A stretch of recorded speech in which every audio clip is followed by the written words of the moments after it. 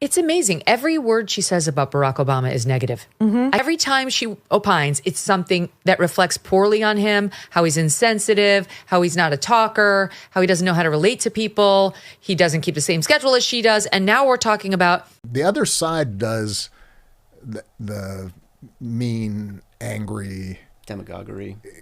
Exclusive, us, them, divisive politics. That's their home court. Yeah. Our court is coming together. Our court is, look, a great example. Wasn't political. Bad Bunny's halftime show. I knew you were going to say that. Yeah. Well, it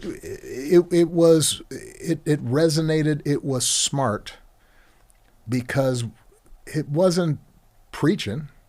It was showing. It was demonstrating and displaying. This is what a community is.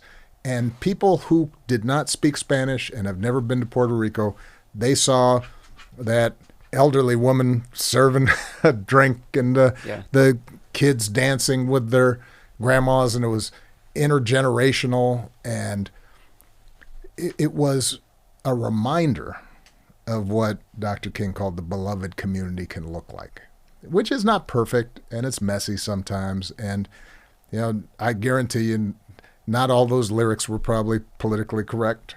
And if you translated them and, they're, people are complicated. But there was a sense of, all right, there's room for everybody here. Yeah. And that, I think, is where we win. Yes, this is Barack Obama's response to the backlash coming from what we saw with Bad Bunny. There is something I want to acknowledge here that he actually said, and it's true.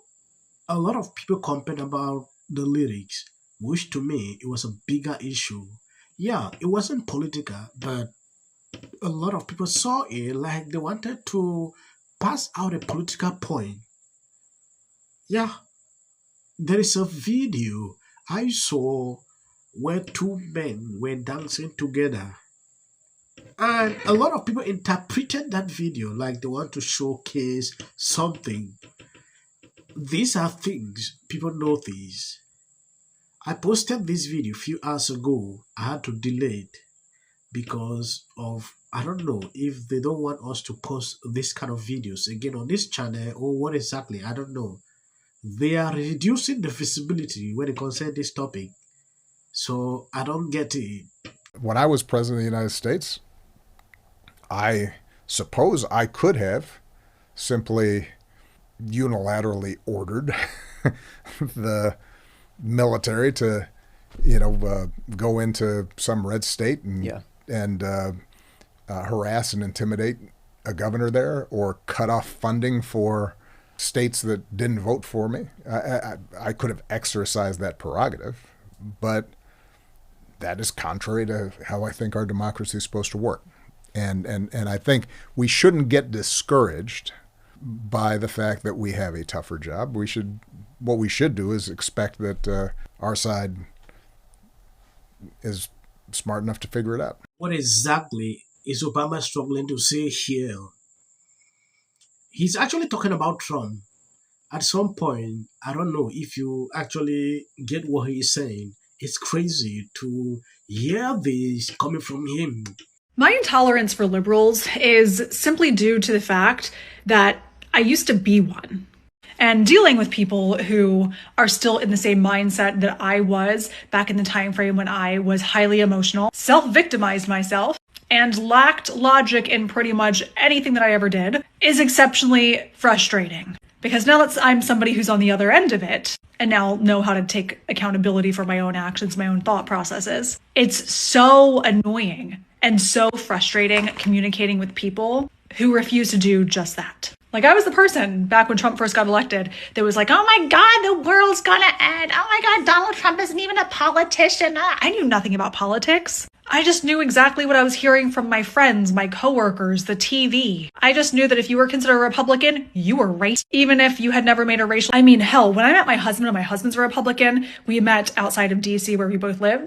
And I almost didn't date my husband because I found out that he was a Republican. Like it was like a really big deal. That's how I was. And it wasn't until I moved to Texas and, crazy enough, had conversations with two people who were not white, who were both Republican. One was a former boss of mine who was black, and the other one was a girl who I used to work with in an older job that I had, but in a different department, who was Latina, and she was legally here. She had actually come across the border with her family legally, and she was a huge Trump supporter. After meeting those two people, I was like, oh, but you're black and you're Latina. Why would you vote for Trump? He's racist. And having them both look at me and be like, what are you talking about? At that point, I then started to open my eyes to the fact of, oh, you can actually be a fan of Trump and be a Republican and not be white. Like that thought had never crossed my mind before. And the only reason was because when I lived in Maryland and I grew up, you are so ingrained and brainwashed to believe that Trump and any Republican is scary. It's just the rhetoric that floats around in your brain all day long because that's what everybody else is telling you. And because you live in an echo chamber of people who are just stating the exact same thing, you never envision that life outside of that echo chamber actually exists. And also there were just a lot of things that happened in 2020 that really started waking me up and how I was treated, and I was kind of starting to go through the wake up process and question things that really started to push my journey to the other side.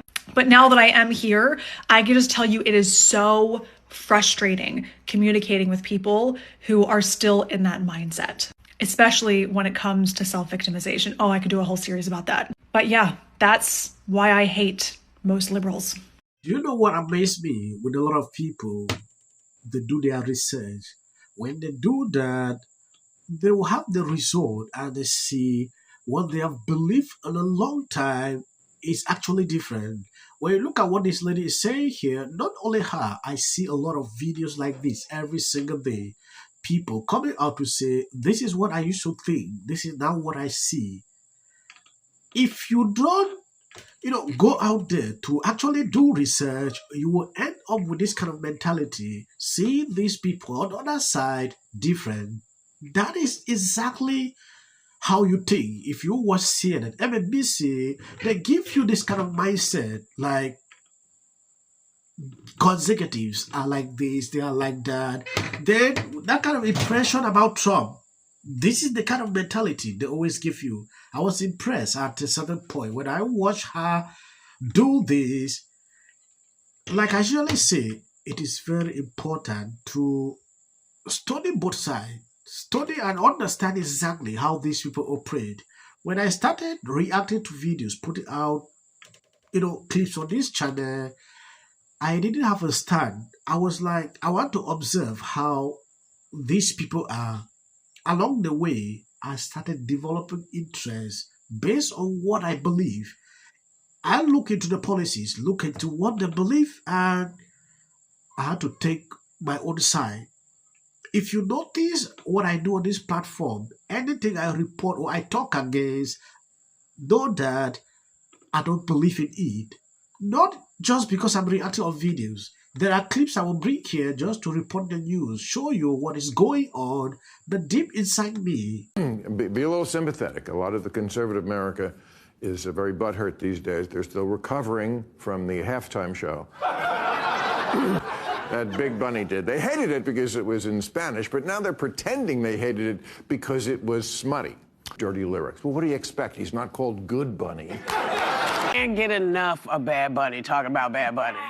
I can't get enough of that performance. And I think it was, and her major complaint was, it was in Spanish, and I didn't understand any of it. Well, you know what? I'm sorry. Everybody was down with the Macarena when it came. This thing will never stop unless people understand that we are free people. We should be able to have conversations, talk with people we disagree. That is how it's supposed to be. I understand Bad Bunny did his thing, got criticisms from both sides. I saw a lot of people like Stephen A. Smith.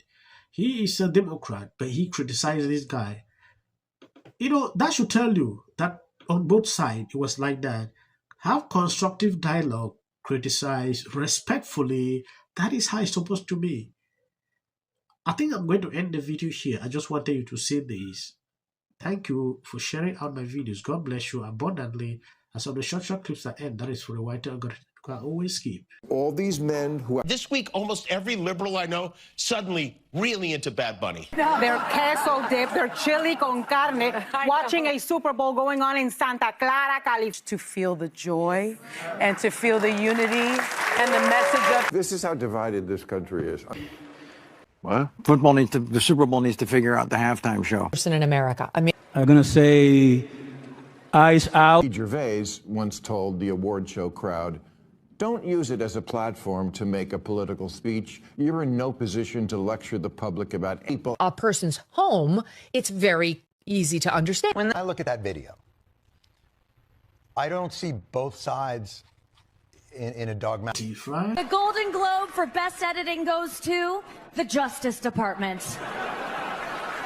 This is for her. This is for the people in the United States who are terrorized and scared today. Yes. Of course, this is for the mother. Babies are upstairs watching. Y'all better be off them damn phones and watching me. Them. Thank you, everyone. I'm a little in shock. In which the president had made no comment. When people ought to have. Yes. Absolute horror. Hi, Mel Gibson. I'm in Italy. There is a quota system. This is my 6th and last year hosting the Grammy Song of the Year. Congratulations, Billie Eilish. And we are a community here today that what we're doing. And we're only going to be able to get any shit done. Billie Eilish, who might be the most depressed person in America. At all. It's about persona. You know, Don Lemon. There's one thing that hasn't been. How arrogant are you to think that you deserve to go through life